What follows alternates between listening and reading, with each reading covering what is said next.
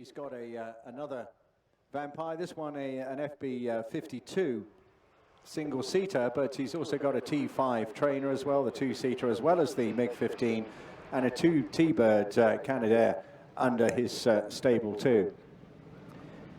Wanted to really establish some history. It's not as if there is a centralized flight as there is in the three services in this country.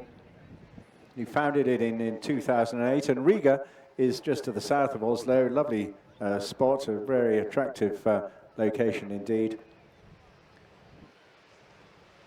And he does his very best to support not just the Norwegian Air Force, but spent a lot of time all around Europe as well, promoting the heritage and background to this particular genre of aircraft. Very early, of course, underpowered, but famous in many respects in the skies of Britain in the 50s, when we literally had hundreds and hundreds of these, and right at the front end. This particular 52 was the export version of the Mark VI. Well, over 100 of these were built. 36 of them exported to Norway, and they were in use there between 1949 and 57.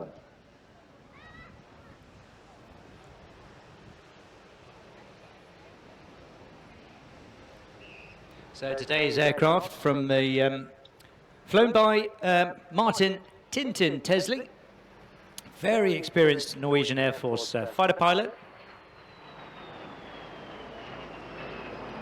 Served originally many years with the Norwegian Air Force 338 Tiger Squadron based at Åland Air Base up near Trondheim. Joined the Norwegian Air Force in 1994. Went through the US joint NATO training at Shepherd's Air Force Base in 1997. He's also attended United Kingdom's Air Force Academy as well as the NATO Defence Academy.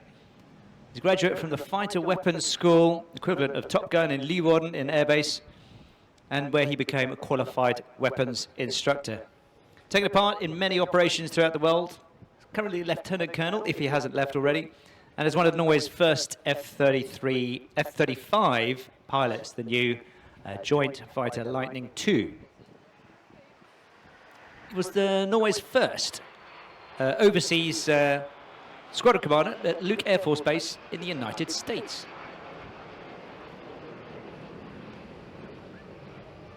He joined the Norwegian Air Force Historical Squadron in 2010, and has always had a passion for aircraft, but has really made the heritage aircraft, which represents previous generations of Norwegian Air Force pilots.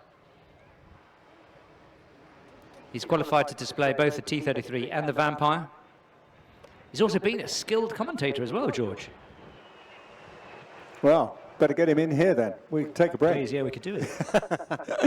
I could do with some skill. And Martin's he's logged some at least 3,000 hours, if not more so, nearly 4,000 in F-16s as well. Again, another major staple of the Norwegian Air Force.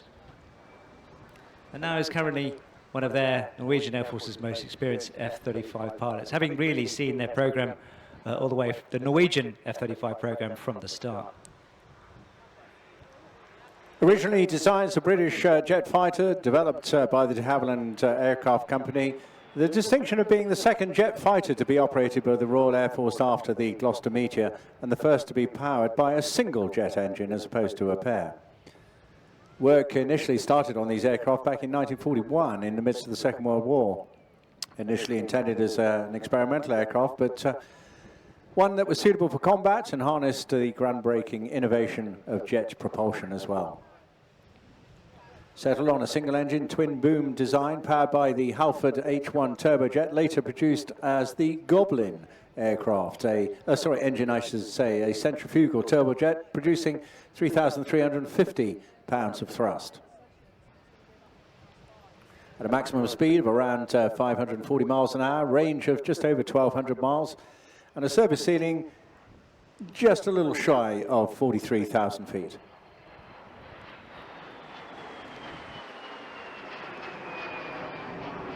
It's not the only twin-boom aircraft coming to display with us today, George. More of that later. Yeah, and actually, in many ways, similar roles, although expanded, because this one able to carry 420mm guns, 8 3-inch rockets, or 2 500-pound bombs, or 2 drop tanks as well. So, pretty flexible beast for its day. Vampire was exported to a wide variety of nations, operated worldwide in many theatres, many climates, showing its proven design and adaptability. And not retiring, interestingly, until 1979 with the Rhodesian Air Force. Not bad, given that it was introduced in 1946.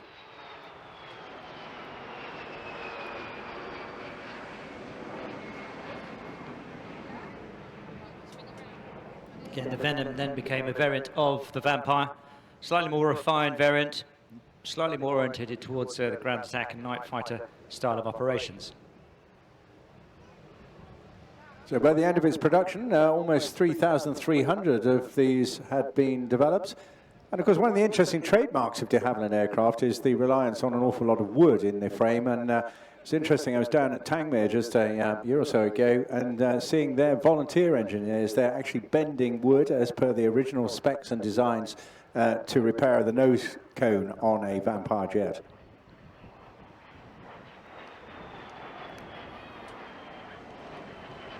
As with these many heritage organisations supported by charitable donations, Norwegian Air Force Historic Squadron, founded in 2008, is based at Riga Air Base in Norway.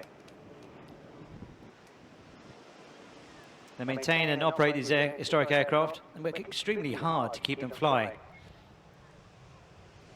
Yeah, they're a great bunch of guys, actually, and their support of the British air display industry is just absolutely phenomenal. Well, it's all driven by Ken himself, of course, a lovely big bear of a man.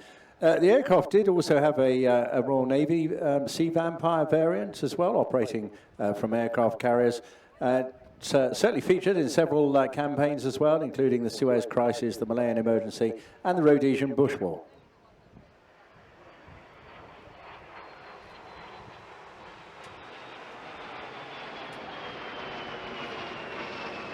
Lovely topside pass there.